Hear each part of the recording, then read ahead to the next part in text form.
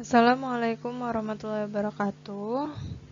Pada video kali ini kita akan membahas bagaimana menyelesaikan masalah kontekstual atau penerapan daripada rasio trigonometri.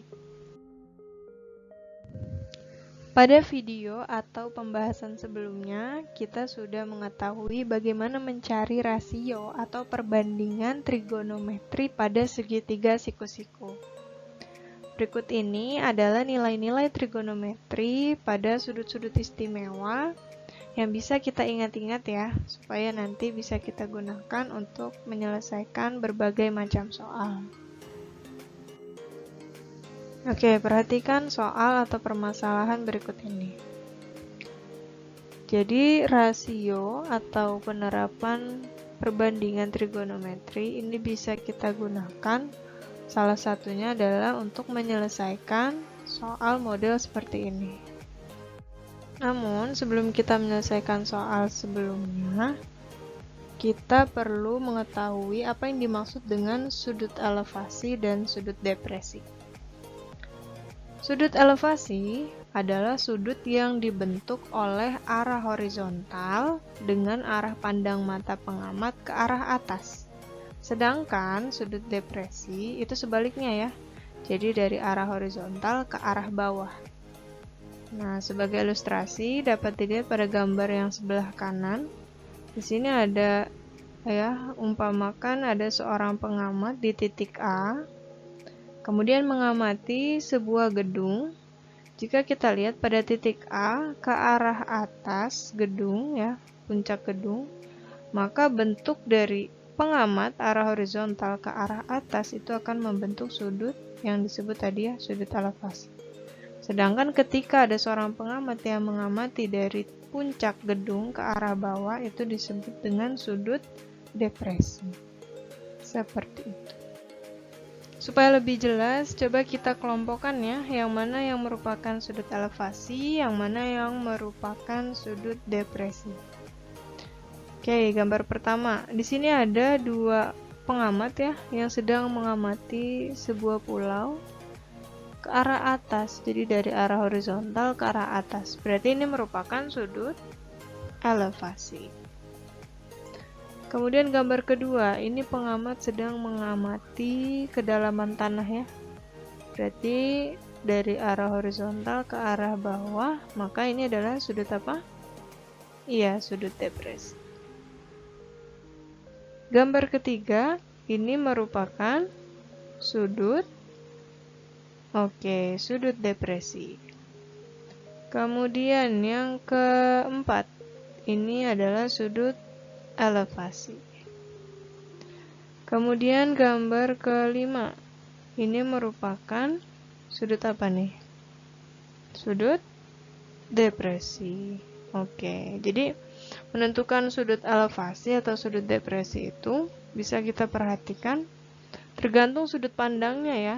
Nah, ini pada gambar terakhir, jika yang ditanyakan itu dari arah kapal ya, kapal laut, maka yang terbentuk adalah sudut elevasi. Tetapi ketika kita melihat dari sudut pandang pesawat ya, yang mengamati ke arah bawah, maka ini disebut sudut depresi. Seperti itu ya. Kembali kepada soal ya, sedikit tips ketika kita yang menyelesaikan soal berbentuk cerita atau berbentuk masalah kontekstual seperti ini, maka kita perlu ingat 4M. M yang pertama adalah memahami. Jadi pahami dulu apa yang dimaksud di soal, apa yang diketahui, apa yang ditanya. Kemudian yang kedua, kita memilih cara atau memilih strategi apa yang kita perlu gunakan untuk menemukan jawaban dari permasalahan itu. Yang ketiga, kita selesaikan. Kita menyelesaikan rancangan cara atau strategi yang sudah kita susun tadi.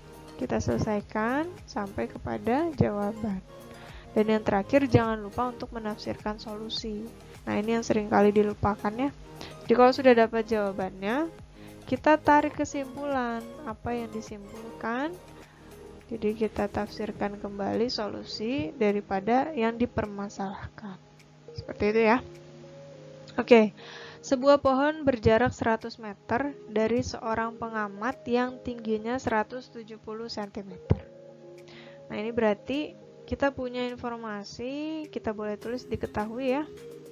Nah, ini bisa kita gambarkan deh ya, biar lebih mudah. Misalkan kita gambarkan sebuah pohon,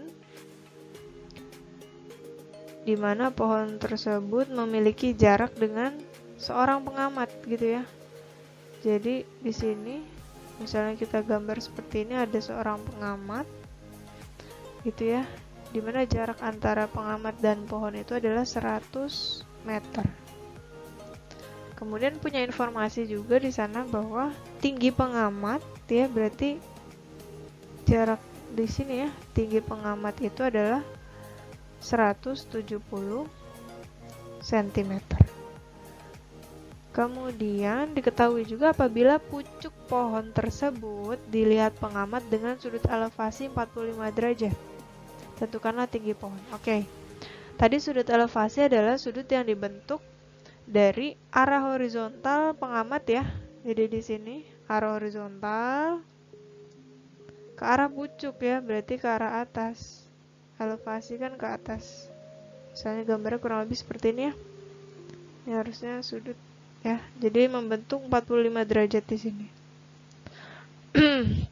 Nah, yang ditanyakan adalah berapa tinggi pohon ya? Berarti dari bawah ke arah pucuk pohon ini tingginya berapa? Ya, misalnya kita notasikan dengan TP, tinggi pohon. Jadi yang ditanyakan adalah berapa sih besar atau nilai TP gitu ya, tinggi pohon. Nah, langkah awal perhatikan ya, tadi kita sudah memahami. Jadi yang ditanya adalah seperti inilah ilustrasinya. Kemudian kita coba pilih caranya ya sekarang. Perhatikan bahwa di sini yang kita butuhkan adalah sebetulnya jarak daripada ini ke sini ya.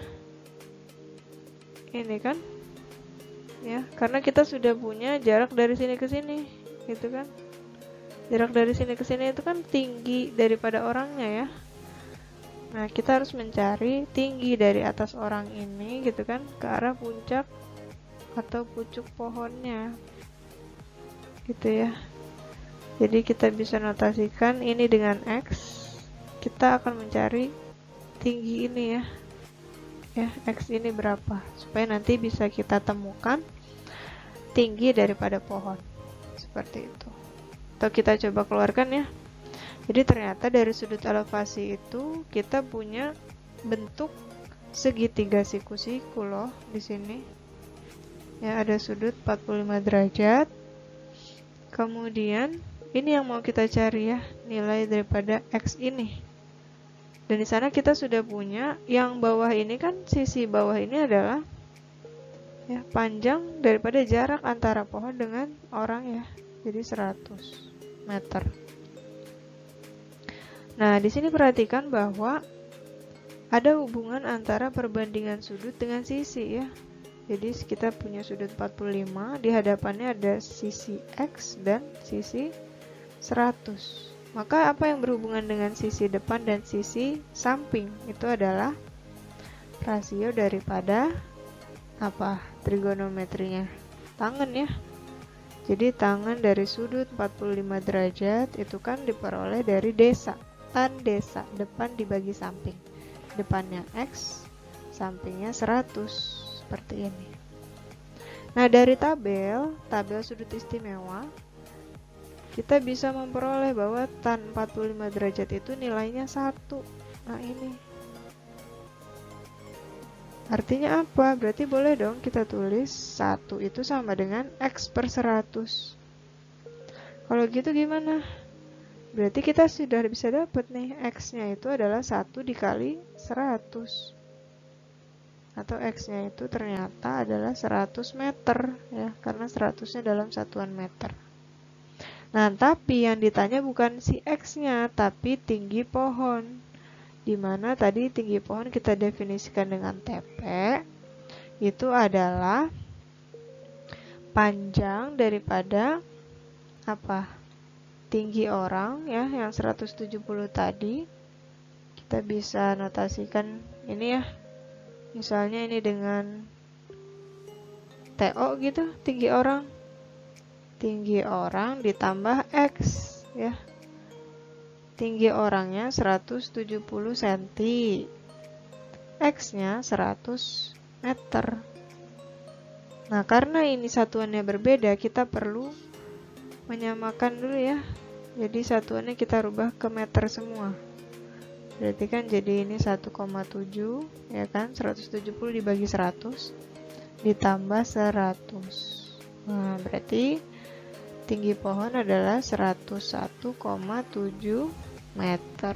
Seperti itu ya. Nah, jangan lupa ketika sudah sampai sini, kita coba untuk apa? Kita tuliskan, tafsirkan solusinya ya. Tarik kesimpulan bahwa jadi tinggi pohon adalah 101,7 meter. Seperti itu.